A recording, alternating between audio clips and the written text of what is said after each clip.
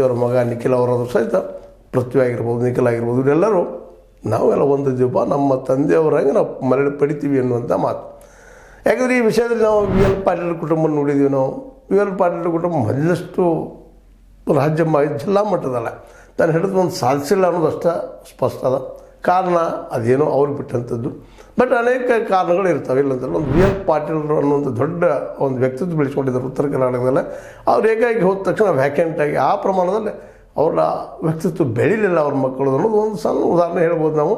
ಇನ್ನುಳಿದೇನಪ್ಪ ಅಂತಂದ್ರೆ ಅವ್ರ ತಂದೆಯವರಿದ್ದಾಗ ಅವ್ರ ವಿರೋಧಿಗಳು ಯಾವ ರೀತಿಯಾಗಿ ಮೂಲಿ ಸೇರಿದ್ರು, ಅವ್ರು ಬಿದ್ದು ಹೋದ್ಮೇಲೆ ಸಹಜವಾಗಿ ಅವರಲ್ಲಿ ಎದ್ದು ನಿಂತ ಕುಟುಂಬದ ವಿರೋಧವಾಗಿ ಅನೇಕ ಡೆವಲಪ್ಮೆಂಟ್ ಮಾಡಿದರು. ಅದರಲ್ಲೂ ದೇವರಾಜ ಅರಸರಿದ್ದಾಗ ಅಲ್ಲೇ ಅವು ರಿಸರ್ವೇಷನ್ ಮಾಡಿದ್ರಿಂದ ಅದು ಇವತ್ತಿಗೂ ತೆಗೆದಿಲ್ಲ ರಿಸರ್ವೇಷನ್.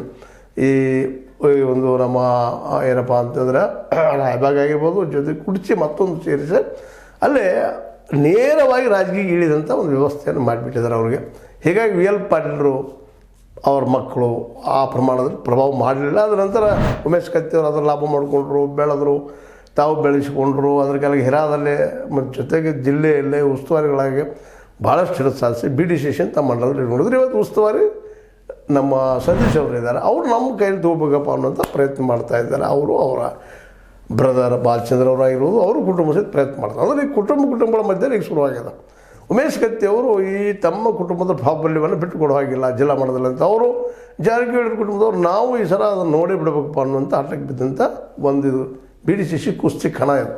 ಇದರಲ್ಲಿ ಯಾರು ಗೆಲ್ತಾರೋ ಯಾರು ಸೋಲ್ತಾರೋ ಮುಖ್ಯ ಅಲ್ಲ. ಇದರಲ್ಲಿ ಯಾರು ಚಾಣಕ್ಯರಾದ್ರೆ ಯಾರು ಜನ ಅಂದರೆ ಅದರಲ್ಲೂ ರೈತರು ಇವರಿಬ್ಬರಲ್ಲಿ ಯಾರನ್ನು ಸ್ವೀಕಾರ ಮಾಡ್ಬೋದು, ಯಾರಿಗೆ ಸಪೋರ್ಟ್ ಮಾಡ್ಬೋದು, ಯಾರ ಪರ ಇದ್ದಂಥ ನಿರ್ದೇಶಕರನ್ನ ಆಯ್ಕೆ ಮಾಡ್ಕೋಬೋದು ಅನ್ನೋದು ಇವತ್ತು ಭಾಳ ಚರ್ಚೆ ವಿಷಯ. ಜಿಲ್ಲೆಯಾದ್ಯಂತ ಚರ್ಚೆ ಜೋರ್ದಾರ ನಡೆದದು.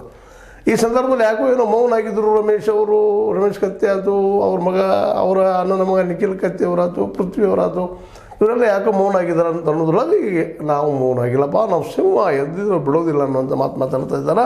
ಅದನ್ನು ಮರಳಿ ಉಮೇಶ್ ಕತ್ತಿ ಅವ್ರ ಸಮಯದಲ್ಲಿ ಏನಿತ್ತು ಅದೇ ರೀತಿ ನಾವು ಮಾಡ್ತೀವಿ. ಈಗ ಮೊದಲು ಈ 3 ಸಂಸ್ಥೆಗಳು ನಮ್ಮ ಕೈಯಾಗಿ ತೊಗೊಳ್ತೀವಿ ಅನ್ನುವಂಥ ಹಠಕ್ಕೆ ಬಿದ್ದಿದ್ದಾರೆ ಅನ್ನುವಂಥ ಮಾತು. ಈ ಹಠಕ್ಕಾಗಿ ಅವರೊಬ್ಬರಿಂದ ಇದು ಸಾಧ್ಯನಾ ಅನ್ನುವಂಥ ಒಂದು ದೊಡ್ಡ ಪ್ರಶ್ನೆ ಮಾತ್ರ ಇವತ್ತದು ಇಲ್ಲಂತಲ್ಲ. ಯಾಕಂದ್ರೆ ಉಮೇಶ್ ಕತ್ತಿ ಅವರಿದ್ದಾಗ ಅವ್ರ ಮಂತ್ರಿನೋ ಮತ್ತೇನೋ ಹಾಗೆ ಒಂದು ರಾಜಕೀಯ ಅಧಿಕಾರದಲ್ಲಿದ್ದರು.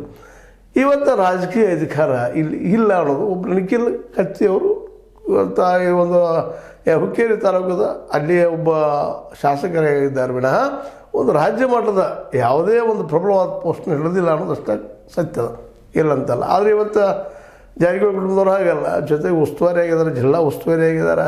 ಅವ್ರ ಬ್ರದರ್ ಇಬ್ಬರು ಎಮ್ ಎಲ್ ಎಗಳಿದ್ದಾರೆ, ಒಬ್ಬ ಎಮ್ ಎಲ್ ಸಿ ಇದ್ದಾರೆ.